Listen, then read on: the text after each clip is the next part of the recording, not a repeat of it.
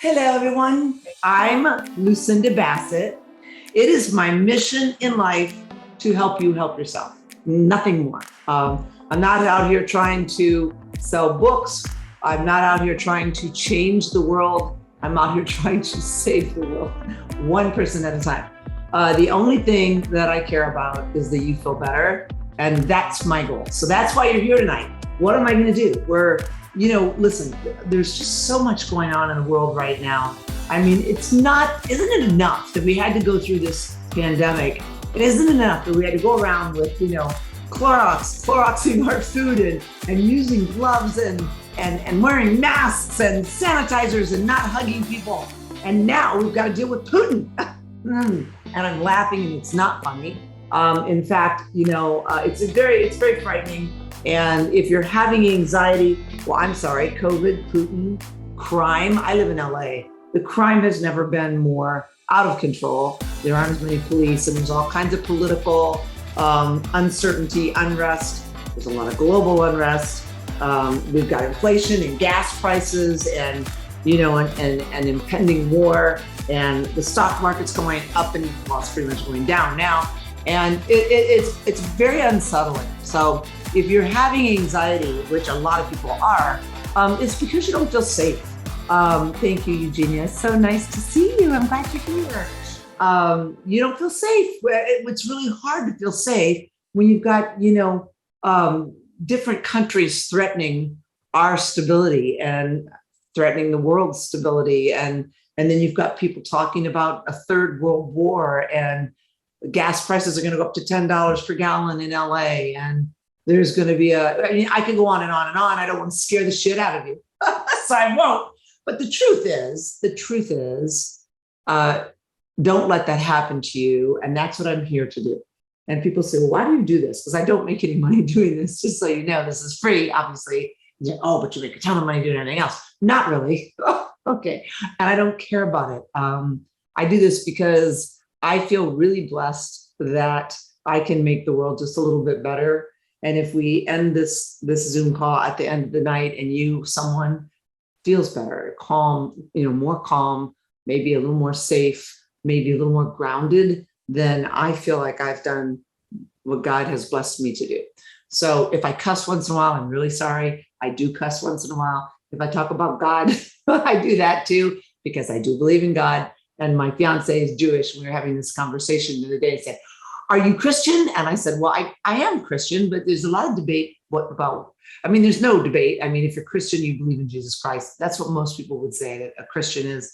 And then it's, well, what do you believe about Jesus Christ? Do you believe he's your savior? Do you believe he's the way to heaven? Do you believe? And, that's another conversation. And as we get older and we learn more and we open up our hearts to the universe and we realize that I'll speak for myself, there are options with regard to what you absolutely believe. So I'm not going to go into my personal beliefs right now, except to say, I do believe in God. I do believe in a higher power. I personally do believe in Jesus Christ. And I think, the bottom line is it's really important when you're going through catastrophic things, not that we are, but I do work with clients that are, and you can call upon a higher power to give you support and keep you grounded.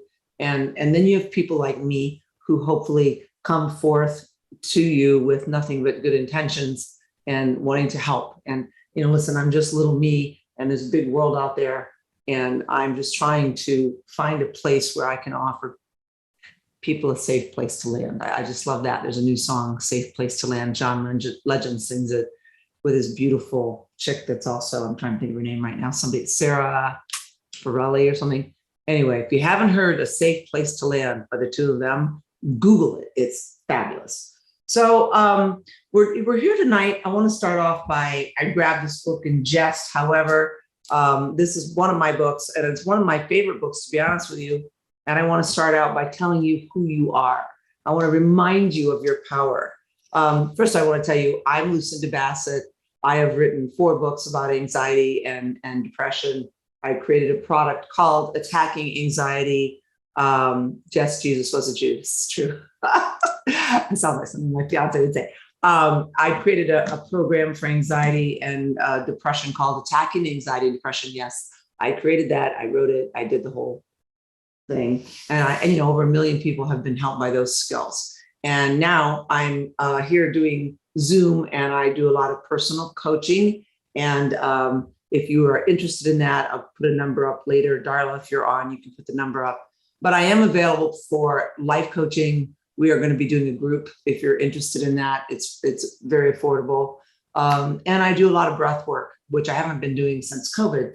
But the most important thing about what I'm doing is I am a fabulous example of someone living a healthy, good life and being grateful. I just had my colonoscopy last week, man. It's like, I know how much people hate those. Okay.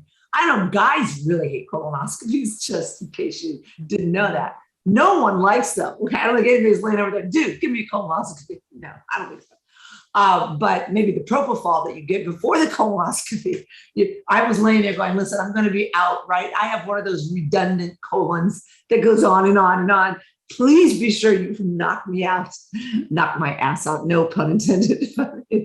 And they did. And I was scared. I'm going to tell you, there's real fear and imagined fear. There's superficial fear, and then that is for no reason. And then it's very normal to go into a colonoscopy and be scared that it's like, what are you scared of? Are you scared of the anesthesia? Are you scared of going under? Are you scared? I said, no. Is it going to hurt? I said, nope. I'm scared they're going to find something. I'm, an anxiety-ridden person. I'm the what if thinker that I talk to you guys about all the time. I mean, I think that's why I've been able to help over 1 million people. And I think that's why you guys like to listen to me. And I do have a message board up there if you want to put anything up there. But I speak from experience, and God brings these things to me so that I can tell you drinking that crap the day before makes you just kind of sick. And then getting up the next morning and then driving in for the procedure, sitting there waiting for an hour, it's very anxiety producing. And that's when you tell yourself, of course I'm anxious. I'm having a colonoscopy. Damn. Why do I have to do this? I don't want to do this. I've been through enough. I've had COVID. Come on, I could go down the list, which I won't share all of that. I won't bore you with my personal life. And now I've got to have a colonoscopy.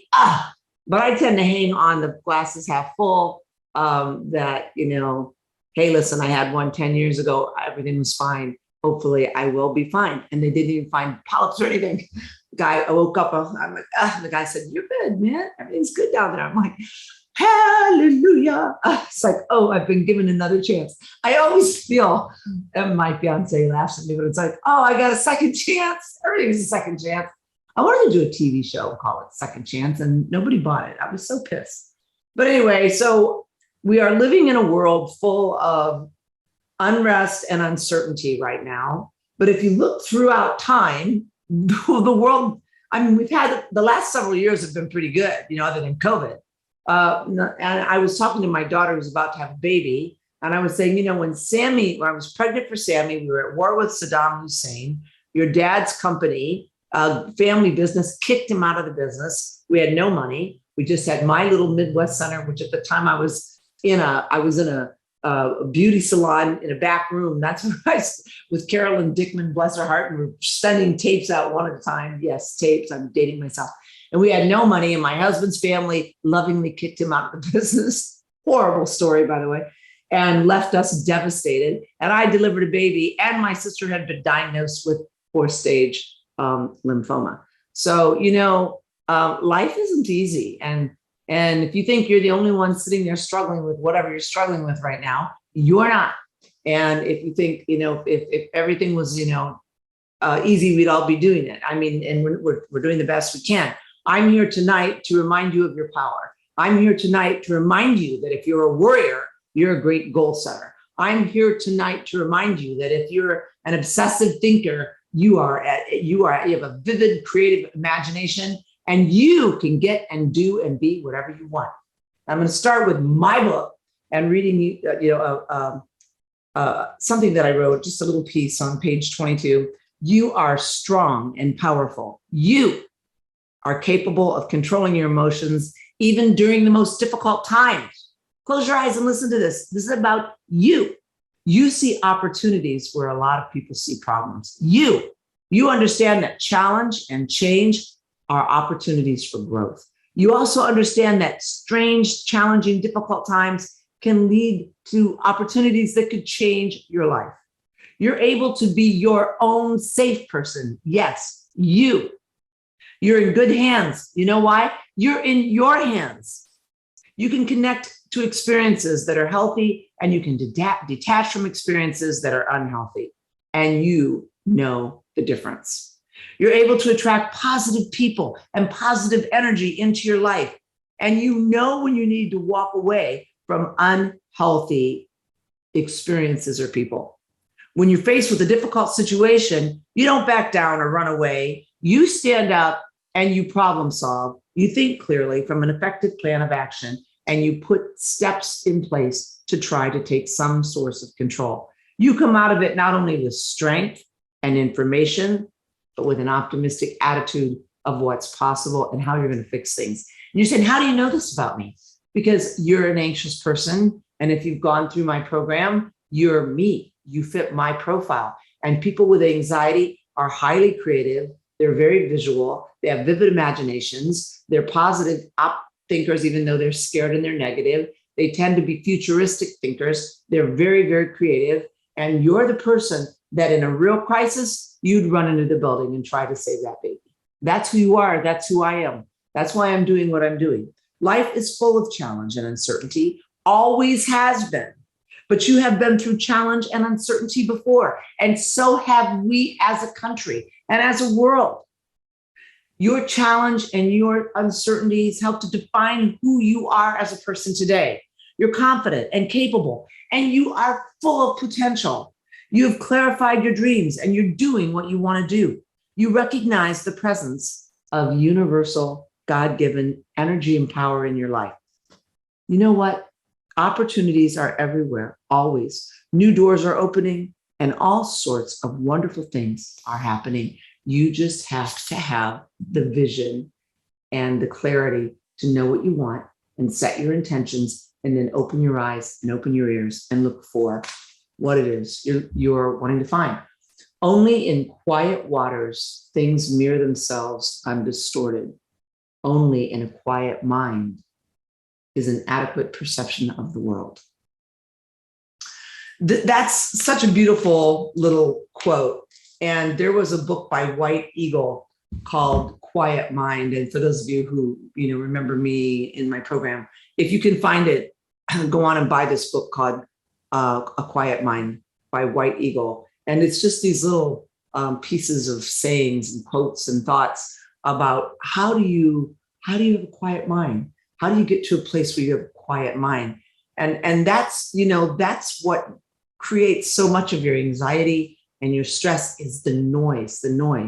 And what do I mean by noise? And I love that because my fiance talks about it a lot. And I said, gee, you're always so calm. And he said, that's because I don't have noise. It's not that he doesn't have stress. It's not that he doesn't have issues or grief or children, or all that shit we all have. It's just he doesn't have noise. We create the noise, you guys. We create the noise. You can have an obnoxious child who comes into your house and demands that you give them things, money, a house over their head, I remember that, whatever. But it's what you do with that energy. Like you either buy into it and you let them treat you badly, or you back off and you choose not to respond and you let them vent and they leave. And you're like, boy, must have been having a bad day. That's a quiet mind. A quiet mind is, gee, there's a lot going on in the world right now. And I hope it doesn't lead to something really ugly, and it's going to. But there's a lot of different ways to look at what's going to happen. And I'm certainly not a politician. But the bottom line is we will move through it and we will be on the other side. And we as a country, will survive. And it doesn't matter whether you're Republican or you're Democrat or whatever you are. You may or may not like what's happening with, our leaders. And it's all crazy, especially if you live in LA. We're really kind of scratching our heads going, what the F? However, that said, you can't control what's happening around you. You can only control how you're affected by it. And so that's what I'm here to talk about tonight is What if I run out of money? What if there's something wrong with me? What if I'm sick? What if I have a disease? What if I have a panic attack or a heart attack? What if I die? What if I lose my mind? Are you a what if thinker? What if there's a world war? What if the banks close? What if the stock market goes under? What if I lose my home? Why did she say that to me? What did he mean by that? Does she really love me? Does he really love me? Am I too sensitive? Am I too needy? Would anybody really love me if they really knew how needy I am? If anybody really knew me, would they really love me? Are you struggling to be happy with yourself? Are you struggling to find that calm mind? Are you struggling to find a quiet mind? Do you have trouble sleeping at night? Do you have trouble turning off your thoughts? Are you easily agitated? What do you mean by agitated? I mean this. It can either be anxious agitation or angry agitation. But are you agitated? Do you have a hard time going to that calm, peaceful place? Do you even have a calm, peaceful place? Do you worry about your health, your state of mind, your future? Is it hard for you to just be in the moment and be present and grateful? I'll tell you something for those of you who are, for those of you who know me, and anybody that's known me for a long time, there's one thing I regret, and regrets, I have a few, but then again, too few to mention. No, but I do have a few regrets. But one of the regrets I have is wasting so much valuable time worrying. And how do I know if I'm a worrier? Well, we're going to talk about that. We're going to talk about all of that right now, because here's the good news. Great worriers make fabulous goal setters and achievers. Worriers like you are focused and determined and full of creativity. You have a powerful imagination. You think in minute detail. You're extremely creative, okay? If you're a world-class worrier, you can also be a world-class achiever. And this is this fabulous book of mine. The American Psychological Association reports that 73% of all Americans point to money as the primary factor affecting their worry and stress. So you may say, no, I don't think so. I worry about my health. But the number one worry that people struggle with, the number one reason people divorce, the number one reason people have marital problems, believe it or not, the number one reason people have sleepless nights is money, okay?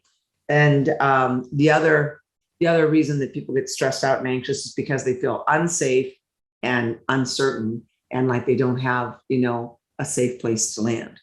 And sleep problems are one of the major problems we struggle with as a country and as a nation and as a world.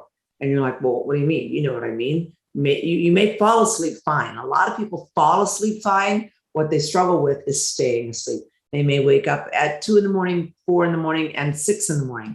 And that's really hard, because how do you get back to sleep? So I'm going to recommend a few things. One is I just love ZQL. It's a liquid that you can go buy, and it's got diphenhydronate. I'm not going to pronounce that right. I should go on and find it right now. I should look that up. Anyway, it's got an active ingredient in it that makes you sleep. Supposedly, it's not habit forming. It's the same thing that's in Benadryl, but you can actually buy it in ZQL. What I like about the liquid is you can drink a half cup, and then if you get up at 2 a.m, you can drink another half cup. I also like the ZQL gummies, which are basically chamomile and lavender and melatonin. And you can take those at 2 a.m. if you get up and you can't sleep. I wouldn't suggest you take any of those things at 5 a.m. because you might wake up groggy. But there are options to sleeping that are healthy and won't hurt you and are non-habit forming. So what you don't want to do is drink, 3 glasses of wine or 6 beers, because those are depressants and they'll affect your ability to get a good night's sleep. So the dictionary describes worry as persistent torment, torture, the destroying of one's peace of mind. Perhaps the best definition is over-concern for something impending or anticipated, causing painful mental distress and agitation. So if you're a worrier, and worry is a very non-productive, bad habit that drains you of your energy and creates anticipation of bad things happening. And it's not a way to problem solve. So what we're going to do is we're going to work on a skill that I talk about in this book called worry reversal, where we use your energy of worry to problem solve and set goals. And we're going to talk about that in a little bit. But how do you know if you're a chronic worrier? Well, chronic worriers feel overwhelmed. They get moody and agitated and irritable. They can feel unable to stop their worry thinking, unable to break the cycle.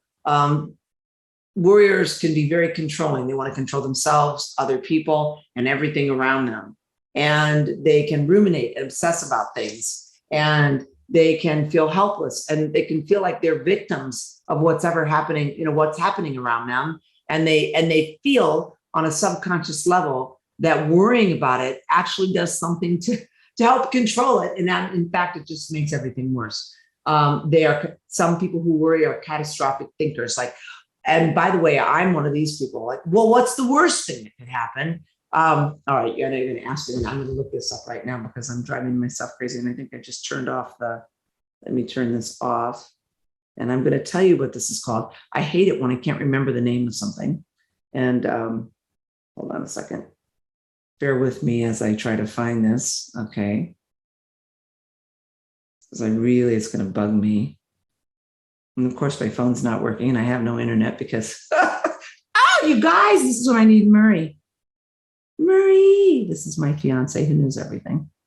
Hold on, I'll find it. Don't panic. Don't panic. Don't worry. Here we go.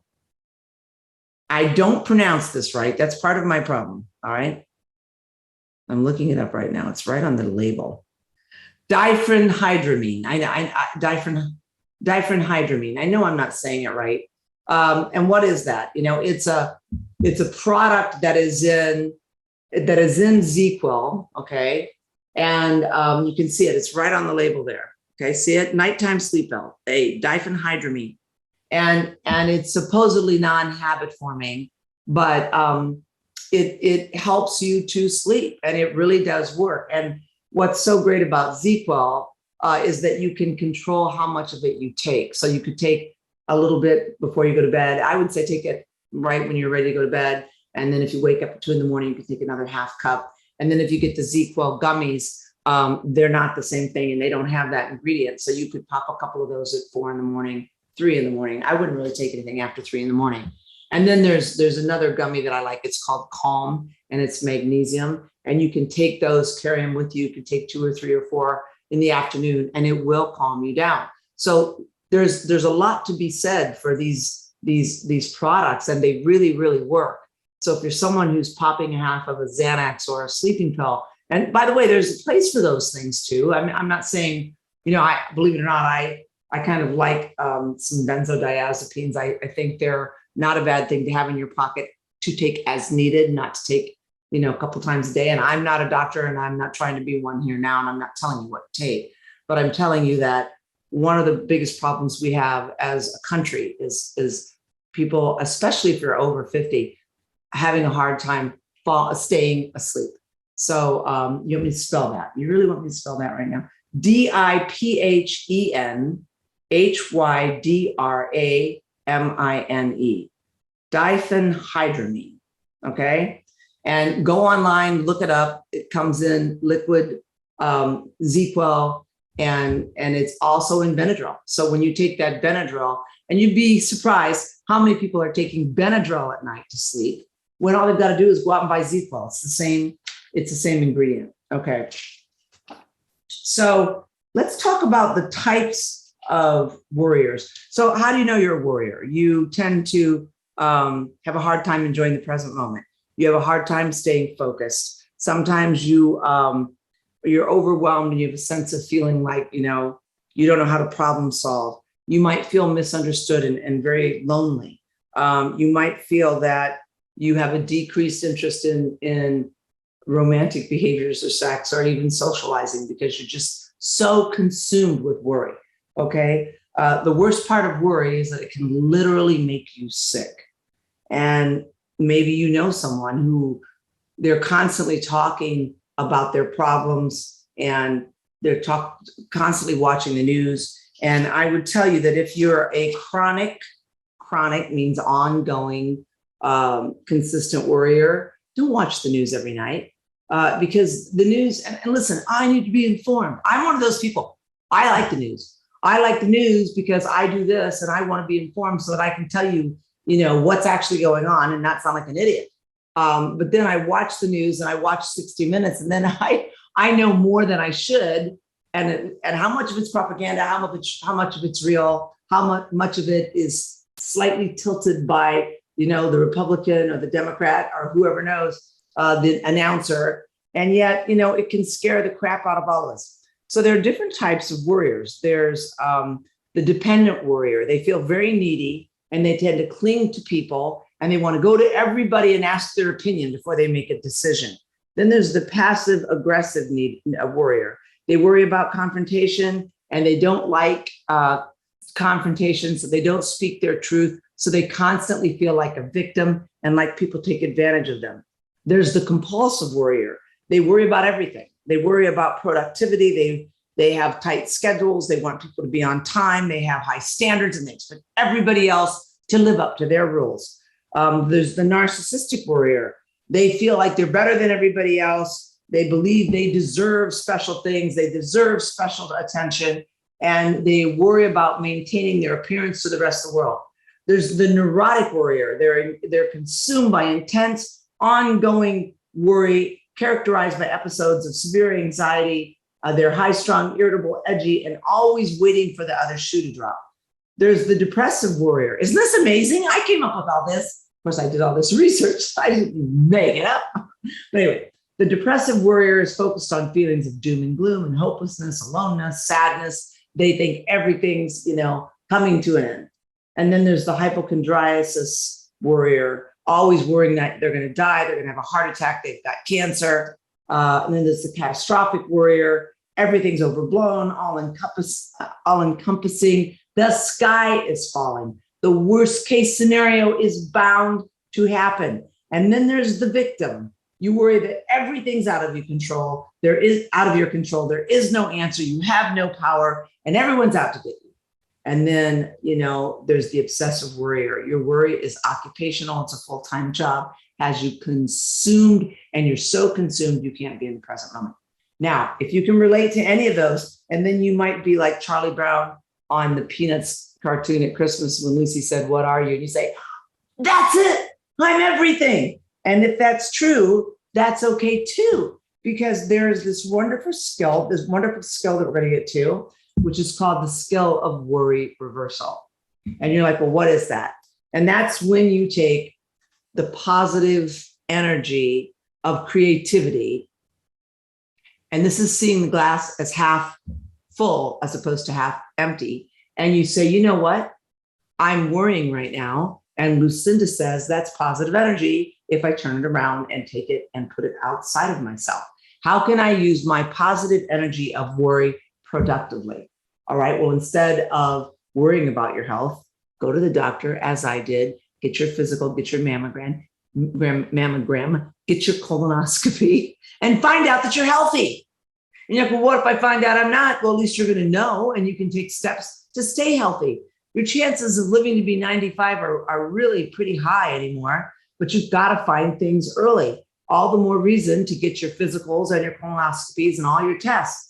Instead of worrying about being financially destitute, go out and create a plan of action that's going to help you create. There's so many jobs out there. What I can't stand right now is I know some younger people who are saying, I can't get a job. Are you kidding me? Go on Indeed and LinkedIn. They're paying $20 an hour out in California to work at a fast food restaurant. They can't get enough people for these jobs. They're short of employees, and that's why service is so bad. Move to California. You want to get a job? They're looking for people out here. Instead of worrying about being lonely, go on some dating sites. Instead of seeing your future as a pipe dream, why not talk to people who are doing what you want to do and start setting plans and intentions in place to get where you want to go? Instead of worrying about what's coming or not coming, take a look at the following 5 steps about why worrying is a great way to goal set. Define what it is you're afraid of. And you can't fix what you don't understand. And then decide of those things that you're afraid of, which of them are out of your control, and just cross them off your list. So one of them would be, unfortunately, this whole, eminent, I don't know if it's eminent, people say that it is, thing that Putin's got going on right now in Ukraine, which is horrific. Yes, it could lead to some terrible long-term things that could happen, but we can't sit around and worry about this. We really need to trust that our leaders and people in powerful places in our country are going to make good decisions, and that we will get through this. I mean, we certainly can't control Putin, and we're doing what we can to be proactive, and we will move beyond this. And it's terrible, but again, this is out of your control. So what is it you're worrying about that's in your control? And if it's your health, go to the doctor, schedule your physical. A lot of people put off their tests and their physicals because of COVID. I was one of them. I'm having everything done and everything's coming up roses. I don't know if that's good. Anyway, I'm healthy. Okay, step 2, take a time out. Oh my God, this is so important. If you're a worrier, if you're worrying about something that happened today or yesterday, step back, take 24 hours, maybe even a week before you even respond to whatever it is, and sit down and do some journaling about what's the end result you want to achieve before you go and confront that person or try to deal with that problem or pull your money out of the stock market. Take a 24-hour to a week and really think about what your desired outcome is. One of the things that's been so helpful with my fiance is I'm a I guess I would say knee-jerk reactor, and he'll say to me, don't even respond, just back off and let him or her figure out how to problem solve all of that themselves. And I'm like, oh my God, I didn't even know that was an option. I want to fix everything, especially with your children, right? But if you say, no, I'm not going to do that, and you need to figure that out, and then they figure it out because they got to grow up, and we all have to do this. So take a time out and take 24 hours, even 10 minutes, but 24 hours is a good one, and maybe a week. And don't respond the way you've always responded, because if you respond with reactive fear and knee-jerk reactions, you're going to get the same results you've always gotten. So try to take a time out and think about, what is my long-term goal before I react and respond.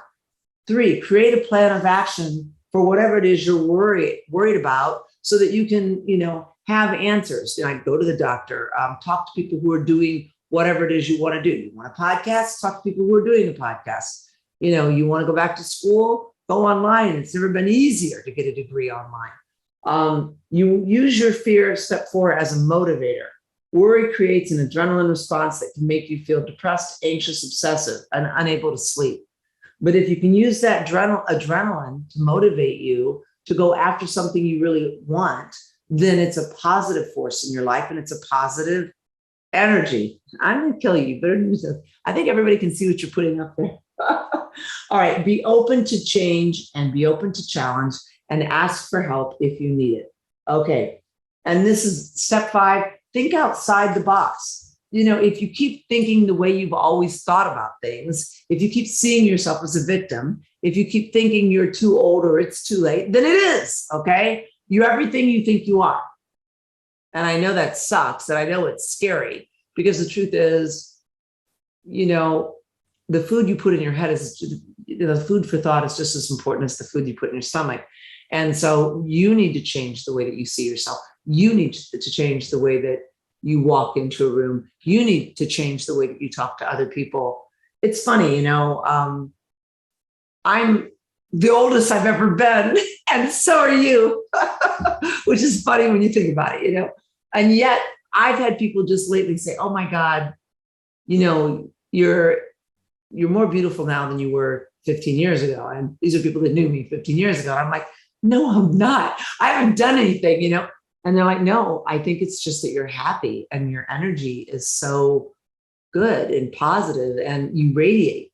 And it's because I am happy. I have a beautiful relationship, and I've put myself in a place where I'm happy with my home, and I'm happy with my life, and I have a grandson, and, I'm grateful. I will tell you, that's a huge part of why I think I radiate, and I don't know that I radiate, but as I get up grateful. I really do.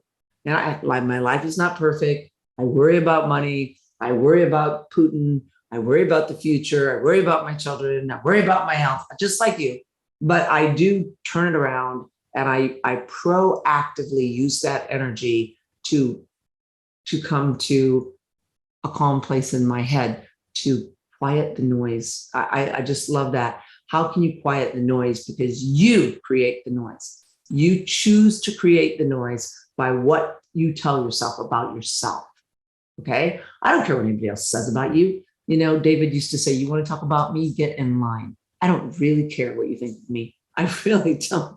I mean, you know, I've been through everything and I've heard it all. And one thing I know is that I am here for the right reasons, and I'm a good person, and I care about people, and I really try to do what I can to make the world a better place. And I try to show by example, okay, how to live your life and how to live your life in a healthy way. So I want to just give you some reactive to proactive attitude adjustments. And this is something, if you don't have this book, I'm not sure if you can get it anymore. I think you can get it on Amazon. I wrote this book 3 or 4 years, I don't know, a while back, maybe 6 years or 7 years ago. It's called The Solution: Conquer Your Fears and Control Your Future.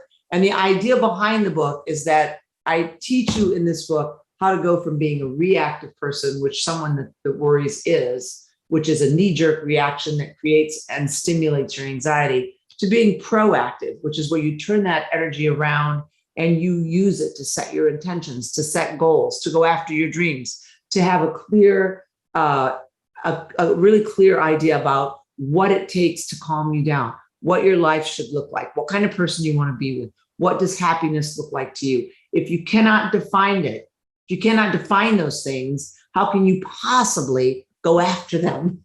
You know, if you don't know how you want to live, how are you going to go after that lifestyle if you can't even define it? If you can't define what kind of man you want to marry or woman, how are you going to find them? How are you going to go on a dating site and break it down if you don't even, one of the first steps to getting what you want is to define what you want, so that you can stop worrying about not getting what you want. Because so many people who worry about not getting the life they want, it's because they haven't defined it. If you can define it, you can achieve it. You can have it. So reactive thought would be, I use my imagination and my futuristic analytical thinking to worry about the future to the point of making myself sick. The proactive thought for that would be, I recognize this behavior is negative and I'm going to change it. I use these same traits and skills to solve problems, set goals, and create an effective plan of action so that I can gain a sense of control over my life. I love it. I wrote these. That's why I love them, because they're real and they work. Reactive, I waste precious time and destroy the present moment with my obsessive worry. The proactive response to that would be, I'm going to live in the present moment. I'm going to be in the present moment. I'm going to detach myself from my worries. I'm going to let them go completely, give them up to the universe. Okay? 3, I worry and obsess about one thing after another, feeling out of control and anxious. The proactive response to that is, I'm going to set aside a specific time of day to worry, and I'm going to use that time to problem solve. And you guys who've gone through the program know about this. It's just my set aside worry time. So, maybe at 8:00 at night, I'm going to sit down. It's not, I'm just going to sit there and go, oh my God, I'm worried to death. No, you're going to sit down with a piece of paper, and you're going to write down 6 things you're worried about. And then you're going to follow up with, how could I proactively work through each one of these worries so that I can problem solve and handle it so that I'm not worrying about it anymore. One of my favorite things to do, and I still think it's one of the best things to do when I'm worried, because I worry, okay, is I do love to call experts who know, like if I'm worried about the stock market or money, I call my financial guy, and he's been in my life for 25 years. And I'll say, hey, I'm worrying about this. Can you give me some reasons I don't need to worry? Can you give me some reassurance that what's happening right now in the world isn't going to cause, something horrific. And then he gives me the truth. He's not a bullshitter. You don't want a bullshitter. You want somebody that's going to help you. And the other thing, I was worrying about some stomach issues, and I thought, I'm probably due for a colonoscopy. So what did I do? I called my doctor and I talked through what I was experiencing. And he said, you're due for a colonoscopy, come in. So I'm not one to just sit around and worry quietly. If I'm worried about whatever it is, from something with one of my children to something with my my finances to something with my health, I call someone immediately who can give me some really good sound advice that can help me to calm the noise. That's what works for me. I don't know what works for you. And people do that with me. I get it all the time. They'll call me up and say, Lucinda, I'm worrying about what can you tell me? And then this is what I know. And if I don't know, I'll sit right there while I'm coaching them and I'll Google it. Like, how do you spell that word? I hate that word. But if I don't know, I find out. I don't want to give you a bullshit answer. And by the way, I'm not a doctor. I'm not a psychologist. I'm certainly not, a pharmacist. So I don't have all those answers that you may be looking for. Call your pharmacist and say, hey, you know what? This woman was on a Zoom call talking about ZQL. Is it okay to take that? And then call your doctor and ask them. I'm not your doctor. I don't know what your health concerns are. Don't take what I say as your treatment protocol for not sleeping. But I know one thing, 5 beers or, 6 glasses of wine or a sleeping pill isn't the answer. And in fact, you got to be really careful of those things because you can get into a really bad habit. And then when you do try to fall asleep without a sleeping pill, you have a hard time. So be really careful of those types of things. Some people find that melatonin works for them. Other people find that it doesn't. So it's kind of a trial and error thing. So remember that the world, you're one of those people like me that really, you tend to be an optimist. You want to see the glass as half full. Your view of the world is kind of a rose-colored glass kind of thing. You have a healthy glow of optimism, and that is who you are. You're smart enough to focus only on the things you can change, and you're learning as you get older to accept the things you can't. When you choose what you wish to think about, you will choose to think about positive things, and you won't have time to worry, because worry is such a waste of time. And when you worry, you do create this energy flow. And I'm trying to get you to understand that it is creative and it's intense and it's useful. If you just think about, visualize you turning that energy, taking it out of your brain where it's running around like a mouse on a wheel, and releasing it out into the world. And it doesn't matter whether you're 20 or you're 60, okay? And helping you visualize what you want and set your intentions. And we're gathered here together, bringing each other support.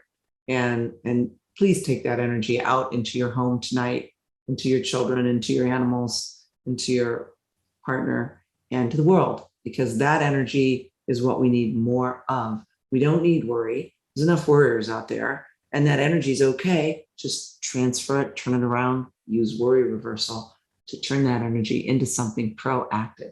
So I have been blessed to hang out with you guys again tonight, and I'll see you 2 weeks from now. I have so many exciting things going on in the next 2 weeks. I'm having a birthday. My daughter's having a birthday. My daughter's having a baby. I have a little girl coming into my life, and I'm very blessed to have it. So God bless all of you. And until we meet again, I'll see you in 2 weeks, and I'll fill you in on all the excitement. And please send me your prayers and send her your prayers. Peace out.